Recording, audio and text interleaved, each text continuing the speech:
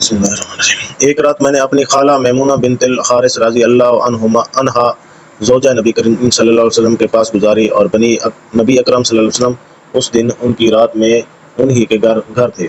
آپ صلی اللہ علیہ وسلم نے عشاء کی نماز مسجد میں پڑھی، پھر گھر تشریف لائے اور 4 رکعت نماز نفل پڑھ کر آپ سو گئے۔ پھر اٹھے اور فرمایا کہ ابھی تک یہ لڑکا سو رہا ہے، یا اسی جیسا لفظ فرمایا۔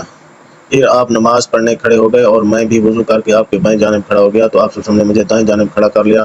تب آپ صلی اللہ علیہ وسلم نے 5 رکعت پڑھی، پھر 2 پڑھی، اور پھر آپ صلی اللہ علیہ وسلم سو گئے، یہاں تک کہ میں نے آپ صلی اللہ علیہ وسلم کے خراٹے کی آواز سنی۔ پھر آپ کھڑے ہو کر نماز کے لیے باہر تشریف لے آئے۔ لوگ کہتے ہیں کہ ابو ہریرہ رضی اللہ عنہ بہت حدیثیں بیان کرتے ہیں، اور میں کہتا ہوں کہ قرآن میں 2 آیاتیں نہ ہوتی تو میں کوئی حدیث بیان نہ کرتا۔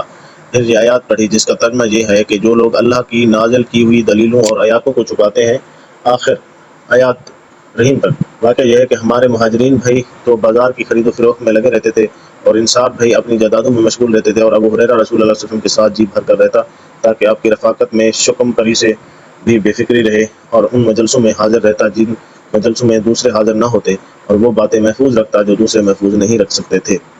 میں نے عرض کیا، یا رسول اللہ صلی اللہ علیہ وسلم، میں آپ صلی اللہ علیہ وسلم سے بہت باتیں سنتا ہوں مگر بھول جاتا ہوں۔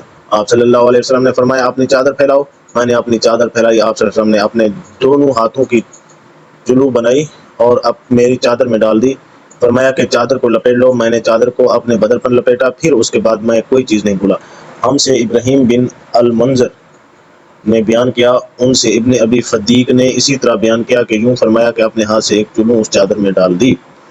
میں نے رسول اللہ صلی اللہ علیہ وسلم سے علم کے 2 برتن یاد کر لیے، ایک کو میں نے پھیلا دیا اور دوسرا برتن اگر میں پھیلاؤں تو میرا یہ نرخرا کاٹ دیا جائے۔ امام بخاری رحمہ اللہ فرمایا کہ بلوم سے مراد وہ نرخرا ہے جس سے کھانا اترتا ہے۔ نبی کریم صلی اللہ علیہ وسلم نے ان سے حجت الوداع میں فرمایا کہ لوگوں کو بالکل خاموش کر دو تاکہ وہ خوب سن لیں۔ پھر فرمایا، لوگوں میری بات پھر کافر مت بن جانا کہ ایک دوسرے کی گردن مارنے لگو۔